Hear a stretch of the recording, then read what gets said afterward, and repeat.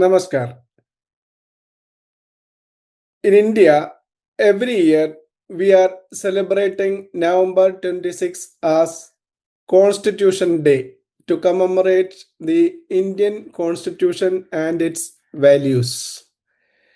Indian Constitution was adopted by the Constituent Assembly on November 26, 1949. That is why November 26 is selected as the Constitution Day by the Modi government in 2015. Today we will discuss the Constituent Assembly and the making of the Indian Constitution. How the Constituent Assembly was formed, how its members were selected initially, how the drafting of the Constitution was done, and the functions of the Constituent Assembly as a provisional parliament, then adoption of the Constitution, then who is the custodian of the original Constitution at present. All these topics are discussed one by one in this video.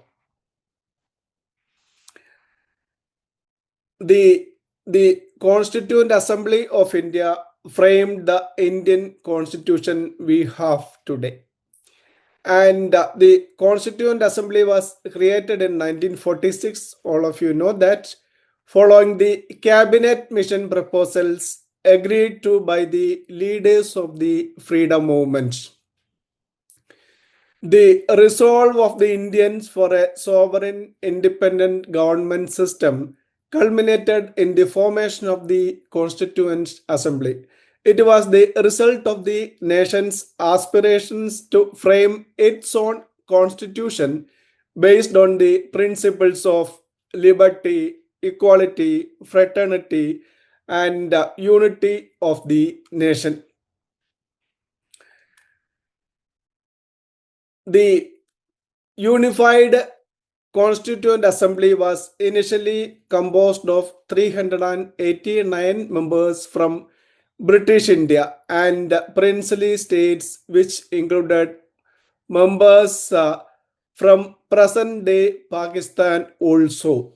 That was the original Constituent Assembly, 389 members. But the Muslim League and they were demanding separate. They were demanding partition, and they were demanding Pakistan. In 1946, this was not agreed to, but therefore there was only one Constituent Assembly was created initially with 389 members. Immediately after this, the creation of the creation of the Constituent Assembly, the Muslim League declared the Direct Action Day. All of you know the history, the great Calcutta killings, Noakhali killings, communal riots throughout India, and all these things happened for demanding partition of India and creation of Pakistan. Still, the Constituent Assembly was a unified one initially with the 389 members. The members were chosen by through an indirect election in July 1946 by the members of the provincial legislative assemblies as per the cabinet mission proposals. The Constituent Assembly held its first session on December 9, 1946 in the Constitution Hall of Parliament House. Later on, this hall is known as Central Hall of Parliament. In fact, the first meeting of December 9, 1946 was boycotted by the Muslim League, demanding a separate Pakistan and a separate Constituent Assembly. The December 9, 1946 meeting of the Constituent Assembly was presided over by Dr. Sachidananda Sinha, being the oldest member of the Constituent Assembly. And he presided it as the interim president. Then thereafter, on December 11, 1946, Dr. Rajendra Prasad was appointed as the permanent president of the Constituent Assembly, and he continued in that post till January 24, 1950. On 20th February 1947, in fact, the then Prime Minister of Britain, Attlee, he declared in British Parliament that they will give freedom to India. That was the declaration, the first declaration by a British authority. This was followed by a lot many developments, and immediately the Mountbatten Plan is famous Mountbatten Plan of June 3rd, 1947. They proposed the partition of India. That was the first time the proposals or came and the from the British side for partition of India into two dominions, India and Pakistan. That was the June 3rd proposal, June 3, 1947. Subsequent to that, in July 1947, British Parliament passed the Indian Independence Act 1947 with India and Pakistan as two dominions. This led to the creation of a separate Constituent Assembly for Pakistan, and thus the Indian Constituent Assembly's membership was subsequently reduced to 299 because the Pakistan members left the Constituent Assembly. The remaining was 299. Out of the 299 members of the Assembly, 229 were elected from 12 Indian provinces and 70 were nominated from 29 princely states of India. That means 229 were elected by the Legislative Assembly, Provincial Assemblies, and 20 were nominated by the princely states of India. And it was mainly a male-dominated Constituent Assembly. Out of the 299, only 15 were women members. I will just read out the names of the women members who were members of the Constituent Assembly. This included Sarojini Naidu, Rajkumari Amrit Kaur, Sucheta Kripalani, Vijayalakshmi Pandit, Ammu Swaminathan, Annie Mascarein, Hansa Mehta, Durgabhai Deshmukh, Begum Aisas Rasool, Dakshayani Velayuthan, Kamala Chaudhary, Leela Roy, Maldi Chaudhary, Purnima Banerjee, and Renuka Ray. These were the women members of the Legislative Assembly, the Constituent Assembly. Then, immediate thereafter, another important development was because India was about to get freedom. So, the tricolor was adopted as national flag of India in its present form on 22nd July 1947 by the Constituent Assembly. You know that we got freedom on 15th of August 1947. On the night of August 14, 1947, the Constituent Assembly was convened in the Constitution Hall. The Assembly transitioned to become the Legislative Assembly, or we can say the Parliament of Independent India at midnight. The Indian Independence Act 1947 declared the Constituent Assembly as the full-fledged sovereign body. Section 8 of the Act conferred the full legislative powers to the Assembly. When it functioned as Parliament, it was known as the Constituent Assembly Legislative, and it was presided over by Sri G. Mavlankar as Speaker. When the Constituent Assembly functioned as constitution making body, it was presided over by Dr. Rajendra Prasad as the president. And the Constituent Assembly Legislative continued in its role till the first Lok Sabha was constituted in May 1952. Now let us come back to the constitution making role of the Constituent Assembly. There were 13 committees of the Constituent Assembly on various topics. The drafting committee to draft the Indian Constitution, chaired by Dr. B.R. Ambedkar, was the most important one. This committee was elected on August 29, 1947. It was a 7-member committee headed by Dr. B.R. Ambedkar.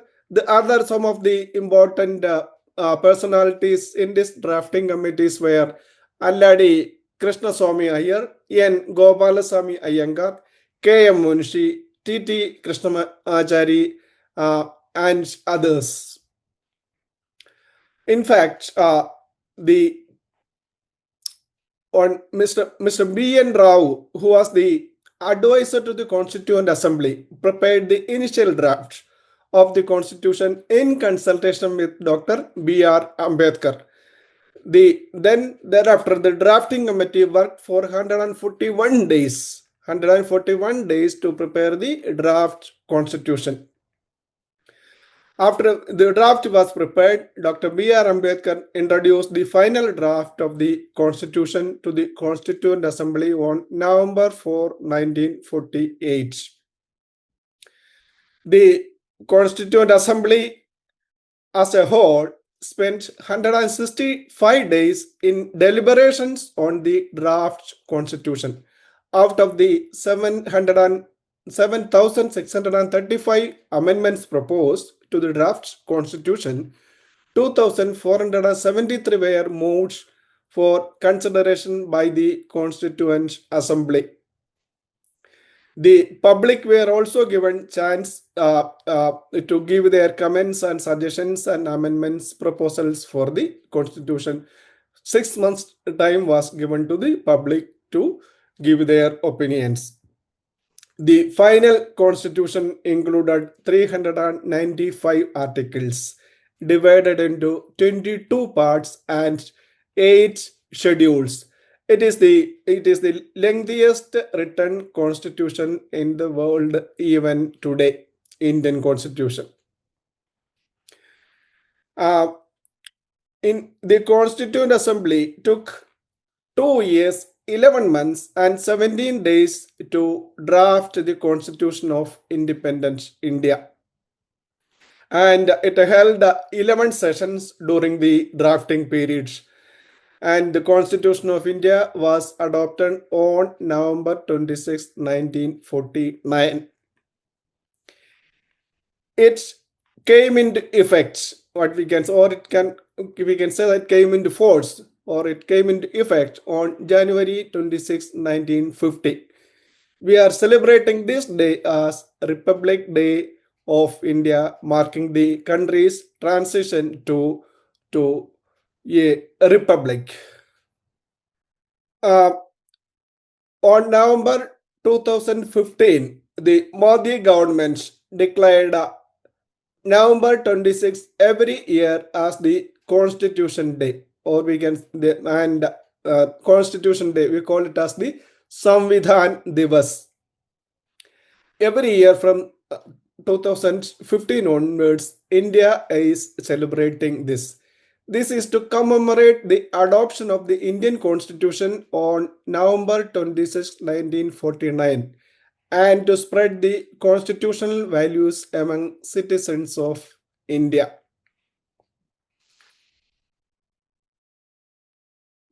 The final meeting of the Constituent Assembly was held on January 24, 1950. On this day, after the 299 members of the Constituent Assembly, 284 members signed the Indian Constitution. Dr. Rajendra Prasad, the president of the Constituent Assembly, was the first to sign, and Firoz Gandhi was the last to sign. During this meeting, in fact, the Jana Gana Mana, the national anthem, was officially declared as India's national anthem. It was on 24 January 1950. It was on this day Dr. Rajendra Prasad was elected as the first president of India. You know that the president is elected by an electoral college consisting of the elected MPs of parliaments and MLAs of the state assemblies. But in 1950, the first president was elected by the members of the Constituent Assembly since there was no MLAs or MPs.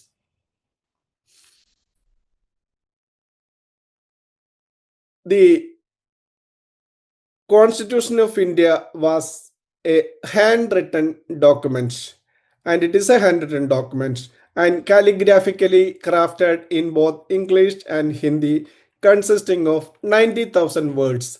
It is not a printed document, and the original constitution in English was handwritten by Prem Bihari Narayan Raisada. The Hindi version was handwritten by Vasant K. Vaidya.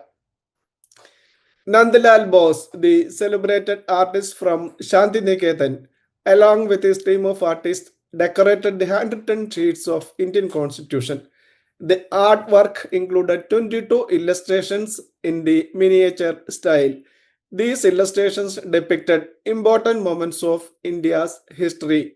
The scenes from Ramayana, Mahabharata, propounding of Srimad Bhagavad Gita to Arjuna by Sri Krishna, scenes from lives of Buddha, Mahavira, then the dancing Nataraja of Chidambaram, Nalanda University, Vikramaditya's court, like this. 22 miniature illustrations are there in the Indian Constitution.